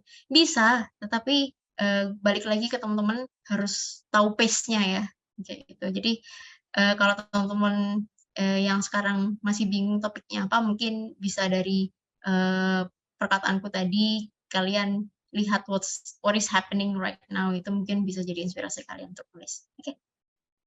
Thank you nasihatnya Kak Firda. Nah, sekarang kita ada satu pertanyaan dari Cindy Mauren. Buat Cindy Mauren, boleh langsung unmute. Ya, apa suaraku kedengeran ya? Dengar. Dengar. Oke, sebelumnya halo Kak Firda, aku Cindy dari angkatan 20. Terus kebetulan aku udah ambil matkul metode dan juga kan kemarin tuh ada tugas metode yang disuruh bikin literatur review. Nah, kebetulan objek yang aku pengen pakai itu sama Kak Firda tuh sama, aku juga mau pakai novelnya yang It Ends With Us itu. Nah, terus abis itu kemarin dosen aku tuh memulan kan, Kak. Jadi memulan itu suruh kita bikin literatur review dan harus kalau di literatur review itu sendiri kan harus ada research gap-nya ya, Kak. Nah, aku tuh masih struggle banget sama kayak gimana cara kita untuk bikin research gap dari penelitian-penelitian yang sebelumnya. Soalnya aku itu pengen pakai judul buat analisis trauma di Lily sebelumnya itu yang di novel It Ends With Us. Nah, sedangkan untuk research gap-nya sendiri kemarin tuh Memulan sempat bilang kayak ini tuh kurang kayak kurang apa ya, mungkin nggak ada bedanya sama penelitian sebelumnya. Nah, untuk sarannya sendiri kira-kira gimana sih Kak bikin research gap tuh yang emang mungkin lebih apa ya, mungkin lebih kreatif dan juga ya gitu pokoknya Kak. Makasih Kak sebelumnya, maaf kalau pertanyaannya Oke, ini aku langsung jawab ya. Oke, untuk research gap, sebenarnya research gap itu juga salah satu hal yang susah ya, karena aku waktu itu juga nyari research gap itu sampai harus ada 2-3 pertemuan baru benar-benar research gapku di ACC kayak gitu katakanlah. Nah, gimana caranya untuk nemuin research gap sendiri tuh teman-teman? Kalau untuk pembahasan novel ini, kalau untuk pembahasan objekku dan juga objeknya Cindy, itu memang udah banyak banget orang yang membahas tentang intensitas karena memang novelnya satu, banyak yang bahas, banyak yang review. Kedua, isunya itu memang adalah isu yang masih terjadi gitu kan. Kalau Cindy tadi kan pakai The Trauma in Lily Blooms ya.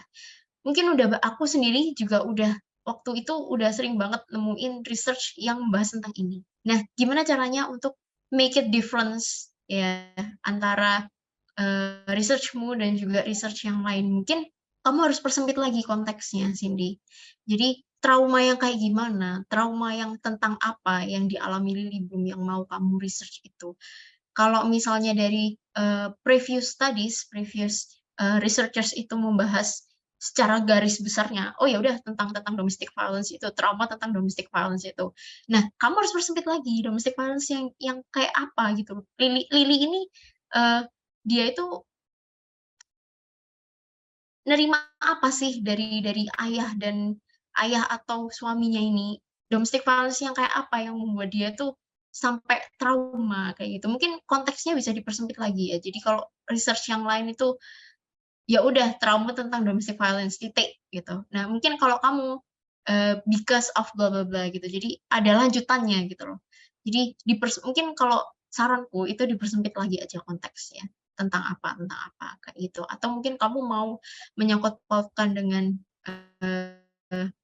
karakter yang lain itu if it's possible then ya kayak menurutku nggak apa-apa gitu.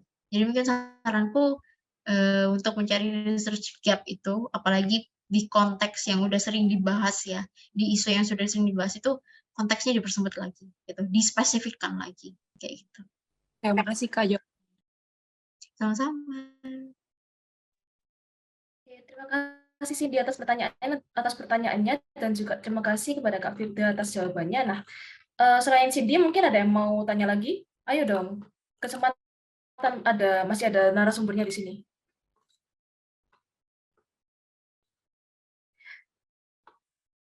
Oke, aku hitung dari 1 sampai 3. Kalau misalnya, oh ya, Sofia boleh unmute.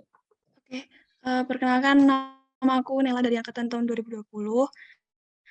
Di sini sebenarnya pertanyaan aku nggak terkait dengan reading response itu tadi sih. Cuma aku tertarik karena Kak Firda kan bahas tentang novel di tahun 2016.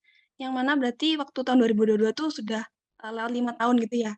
Nah, aku kan juga di metode ini pakai novel di tahun 2019 gitu kan. Nah, nanti mungkin kira-kira kayak skripsiannya aku mungkin kayak di tahun 2024 kan. Nah, itu kayak udah 5 tahun. Nah, kira-kira tuh ada kemungkinan nggak sih kayak dosen tuh bilang kayak ini kayak sudah terlalu lama dan harus ganti kayak gitu. Atau apa ya harus punya kayak keyakinan tertentu maksudnya kayak novel ini tuh bisa aku bawain gitu. Atau kayak bebas sebenarnya maunya. Terima kasih. Ya, oke. Jadi kalau soal objek itu sebenarnya depends on how you can bring it ya. Jadi waktu itu di kelas TWD-ku itu ada temanku yang pakai novelnya Roald Dahl ya. Roald Dahl itu adalah penulis dari Charlie and the Chocolate Factory, di mana cerita itu sudah ada bertahun-tahun lamanya. Itu adalah salah satu novel klasik gitu kan. Tetapi sama temanku ini dibawa lagi, bukan Charlie and the Chocolate Factory yang dia bahas, tapi novel Roald Dahl yang lain, yang which is itu udah tahun 19 sekian gitu, 19 sekian gitu. Nah, apakah boleh Kak? Boleh gitu loh. Boleh, bahkan yang dia bahas itu novelnya itu sudah sering dibahas oleh researchers lain, sudah ada penelitian lain yang membahas novel itu. Again, gap-nya di mana gitu loh.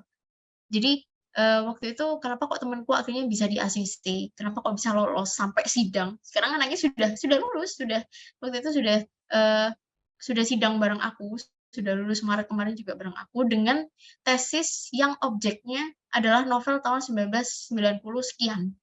Nah, itu bisa gitu. Jadi gimana caranya dia, ini waktu itu dia sharing juga ke aku ya.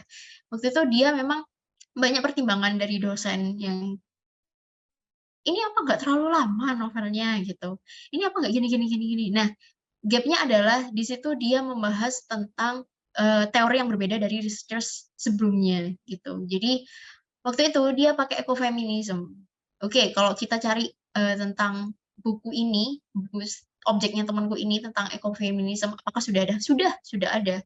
Tetapi ecofeminism yang kayak gimana? Nah, ternyata teori ecofeminism itu yang nge-propose bukan hanya satu teoris aja. Nah, kebetulan temanku ini pakai teori ecofeminism dari researcher yang baru gitu. Nah, sama kayak aku, reader response itu nggak cuman ada satu teoris. Kayak misalnya katakanlah teori Marxis. Ya udah, itu teori siapa? Teorinya Marxis. Ya udah, Karl Marx, titik ya. Tapi kalau untuk reader response itu banyak banget teorisnya. Nah, dari situ tuh kalian bisa pakai itu sebagai argumen ya, sebagai penguat argumen kenapa kalian mau pakai novel ini, pakai buku ini, meskipun buku ini udah terbitan tahun lama gitu. Apa yang menjadi pembeda, apa yang menjadi kalian itu pengen membahas buku ini? Entah itu dari segi teori, entah itu dari segi isu, entah itu dari topik yang lain, itu bisa menjadi kalian untuk tetap mempertahankan objek kalian kayak gitu. Kalau kasusku waktu itu aku tidak bisa mempertahankan topik pertamaku yang tentang storyline in game itu ya karena itu tidak selaras dengan pembahasan di literatur gitu. Itu masih ada hubungannya dengan visualisasi literatur. Tapi kalau teman-teman masih selaras dengan literatur itu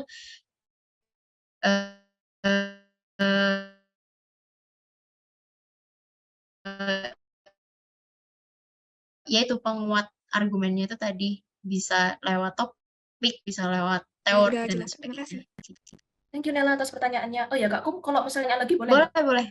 Boleh. Oke, jadi kan aku baru ingat Kakak tadi punya backup plan pertama kalau misalnya mau Iya, betul. CS-nya. Aku main game nih. Nah, di game itu publisher-nya itu ngasih buku juga. Ini bukunya itu isinya kayak storyline komplementari dari storyline secara utuh dari game itu. Nah, itu apakah boleh kalau misalnya aku analis buku itu? In the context of literature ya. Iya. Nah, itu adalah argumenku dulu juga, Jenny. Jadi dulu itu ketika aku tuh ngoyo dan mem Ita itu, aku pengen pakai ini tuh karena ini mem, ini. Jadi di situ di game-nya tuh ada yang cuman buku doang gitu loh mem, nggak ada visualisasinya, ya udah tulisan doang, ya itu yang mau aku gini. Itu tetap argumennya mereka tetapi at the end of the day Firda, visualisasi itu pasti ada gitu loh. At the end of the day bukunya itu di game gitu. Jadi waktu itu mereka itu bukan tulisan gitu loh. Jadi base objeknya itu bukan tulisan, bukan teks, tetapi kebanyakan mostly adalah visualisasi game itu tadi sendiri. Makanya kenapa bilang bahwa visualisasi antara game dan juga storyline itu adalah dua hal yang tidak bisa dipisahkan gitu loh. Meskipun aku masih gini, jadi meskipun di cerita itu itu kan pasti dari game, dari kamu mengerjakan misi atau menyelesaikan misi dan sebagainya. Nah, itu kan ada visualisasinya. Itu kan akhirnya nanti jadi history gimana kamu menjelaskan bacaanmu itu dan menjelaskan objekmu itu tadi. Nah, itu jadi argumen kayak gitu. Ya, thank you atas jawabannya Kak Firda, aku udah tercerahkan. Soalnya aku emang punya bayangan mau ambil topik itu kalau misalnya nanti waktu TWD semester depan masih belum ada gambaran. Oke. Terima kasih banyak Kak Firda atas insight-nya yang luar biasa banget nih. Terima kasih juga kami sampaikan kepada teman-teman atas antusiasmenya. Semoga dari sesi Q&A atau sharing-sharing tadi, teman-teman jadi bisa mendapatkan banyak ilmu baru yang bisa membantu untuk mempersiapkan penyusunan tesis nanti. Oke, seperti yang udah teman-teman yang udah kalian lihat di kolom chat, mungkin bisa tolong dibantu panitia buat link absensi.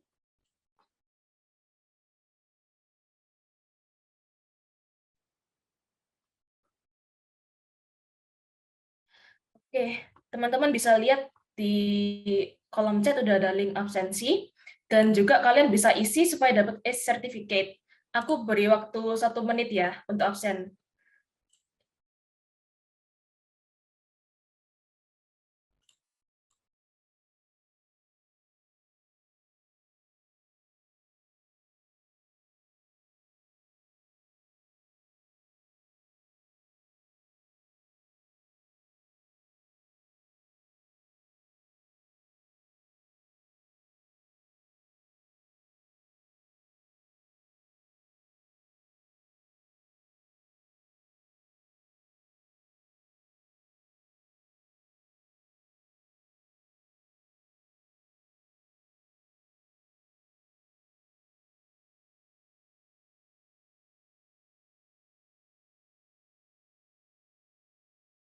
Oke, sambil nunggu absensi, mungkin ada teman-teman yang masih mau bertanya lagi?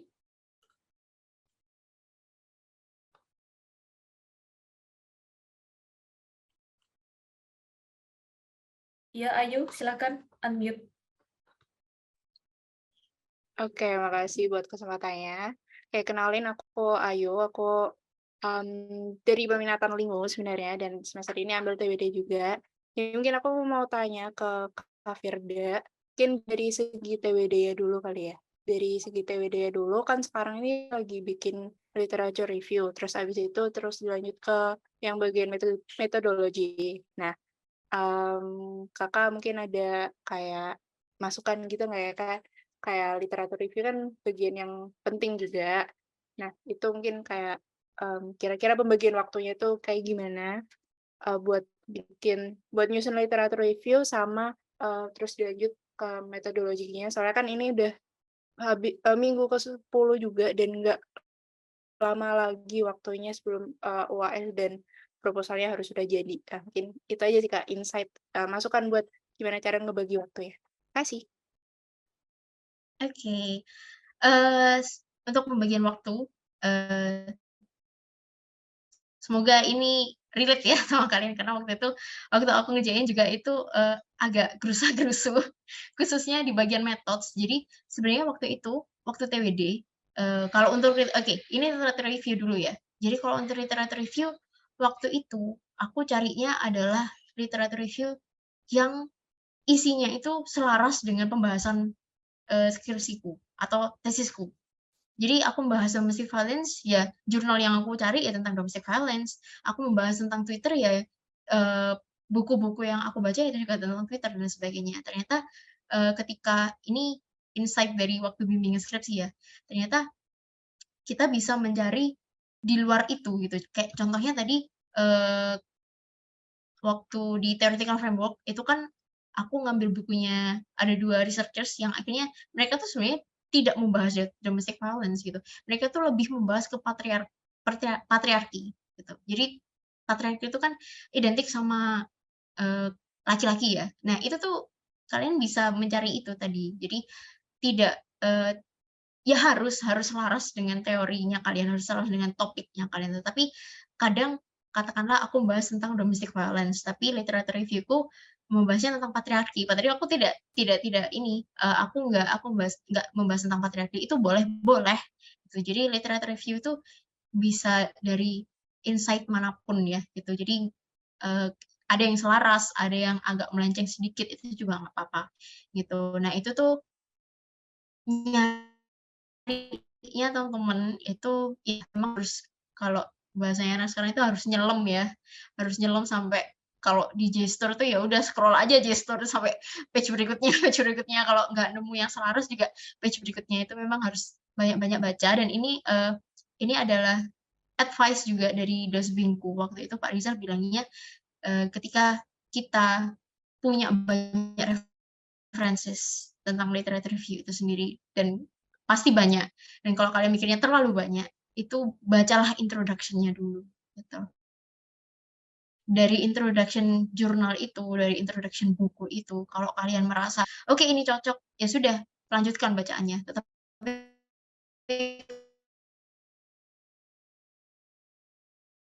kalau jurnal itu, aku langsung Ctrl F dan aku langsung cek keyword topikku. Jadi Ctrl F domestic violence. Udah aku baca paragraf itu tentang domestic violence. Nah, caranya itu sebenarnya kalau itu takes time ya, karena kita harus cari satu karena keywordnya pasti banyak.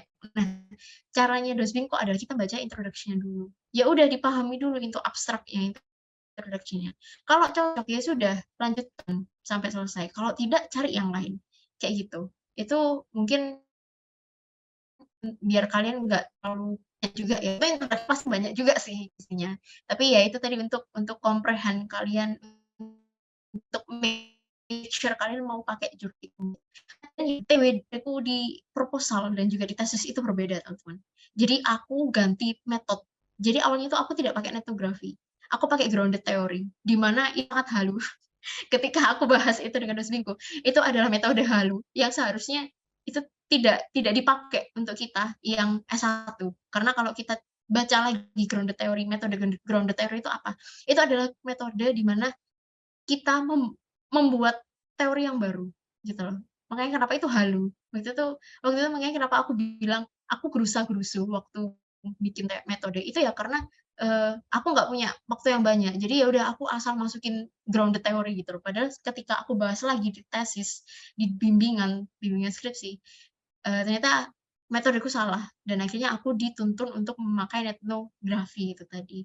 Kayak gitu. Jadi buat teman-teman yang masih ketika pas sudah selesai sempro, pas dibaca lagi proposalnya kok gini ya, it's okay, itu bisa diperbaiki ketika bimbingan skripsi nanti dan kayaknya itu kalian akan jadi lebih lebih tahu dapat insight-nya itu lebih spesifik itu ketika bimbingan skripsi karena kalau TWD itu kan bareng-bareng ya jadi banyak banget sama banyak anak gitu jadi mungkin kalian tuh masih bingung masih kok gini sih ini apa sih gitu mungkin masih kayak gitu nanti lebih jelasnya itu ketika sudah bimbingan skripsi gitu. Jadi untuk sempronya itu istilahnya itu minimalnya ya. Jadi itu bukan maksimal. Jadi minimalnya itu ya seperti itu kerjaan kalian, tulisan kalian. Nanti entah itu kalian akan melanjutkan atau justru dirombak dari bab 1 itu ketika bimbingan skripsi. Jadi kalau teman-teman ngira nanti skripsi lanjutan dari sempro, lanjutan dari TWD bab 3 langsung bab 4 bab 5 enggak gitu. Aku waktu itu rombak dari bab 1. Enggak rombak semua sih. Bab 1 bab 2 oke, bab 3 itu yang rombak semua. Jadi buat teman-teman di skripsi itu bisa mulai dari awal, bisa melanjutkan dari sempro. Tapi kalau menurutku kayaknya bisa ya itu dari bab 1 akhirnya. Kayak gitu sih. Oke. Kalau dari alokasi waktunya sendiri Kakak kemarin kayak gimana ya? Dari alokasi waktu kalau untuk sempro TWD ya. TWD itu bab 1, bab 2 itu aku menghabiskan waktu 2 bulan sendiri. Pokoknya hamin sebulan sebelum UAS.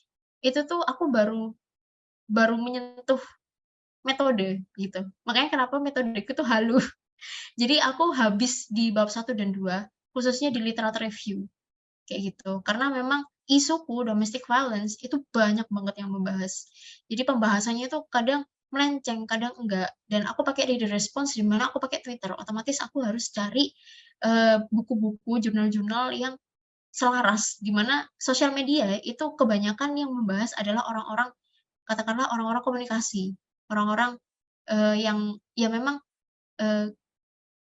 wadahnya itu di situ gitu loh. Kan kalau kita kan ya udah literatur gitu ya udah buku gitu jadi yang membahas itu waktu itu aku sempat baca buku tentang teknologi dan sebagainya itu gara-gara tempatku itu Twitter nah itu text time-nya itu di situ gitu karena aku benar-benar harus menemukan banyak literatur review gitu kalau untuk bab satunya ya aman lah, itu kan introduction ya. Untuk SOTP, untuk pembuatan statement of the problems itu juga takes time, teman-teman. Jadi waktu itu aku sempat propose 3 SOTP dan Memulan itu bilang itu kebanyakan. Jadi aku sempat ganti SOTP.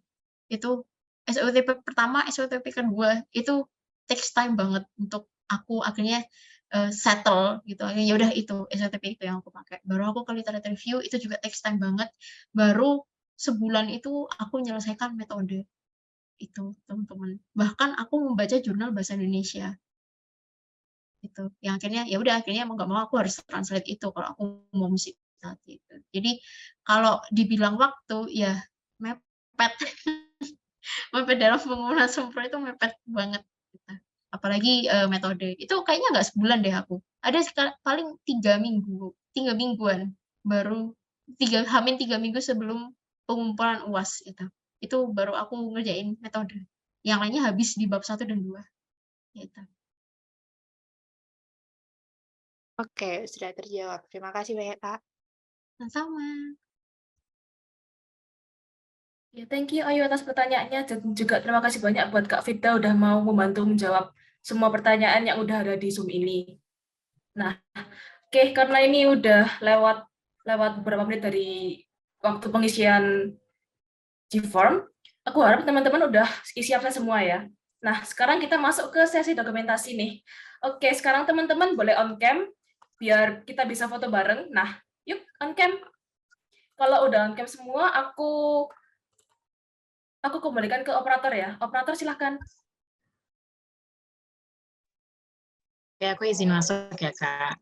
Teman-teman yang belum on cam boleh on cam dulu ya. Ini masih banyak banget yang off cam, jadi nanti kalau di foto yang muncul cuman 2 baris. Yuk teman-teman yang belum bisa on cam ya.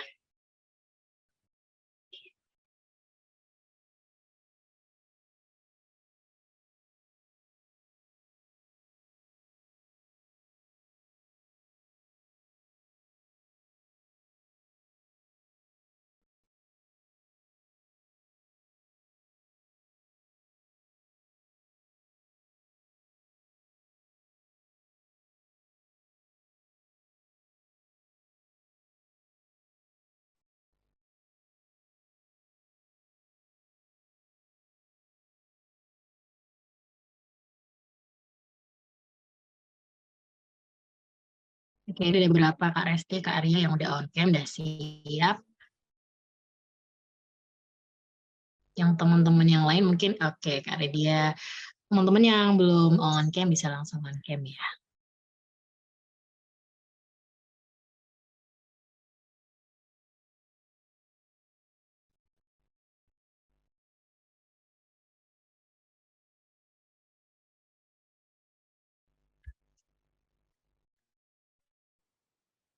Oke, aku langsung aja mulai dokumentasinya dari page yang pertama ya. Halaman pertama, aku mulai ya. 1, 2, 3. Oke, wait. Untuk page yang kedua, oke bisa pause. 1, 2, 3. Oke. Oke, dari dokumentasi udah aku. Thank you Kania. Oke. Udah nggak terasa nih, kita udah mendengarkan penjelasan materi dari tesis Diana yang keren banget nih. Kita ucapkan terima kasih banyak pada narasumber dan seluruh peserta yang telah waktunya untuk hadir di acara tesis 101 hari ini. Semoga apa yang telah dijelaskan tadi dapat memberikan gambaran umum mengenai penyusunan tesis. Saya Jennifer selaku MC tesis 101 hari ini, pamit undur diri dan sampai jumpa di acara tesis 101 selanjutnya. Saya mohon maaf apabila ada kesalahan selama acara berlangsung. Selamat sore dan wassalamualaikum. Terima kasih teman-teman. Semangat TWD dan tesisnya.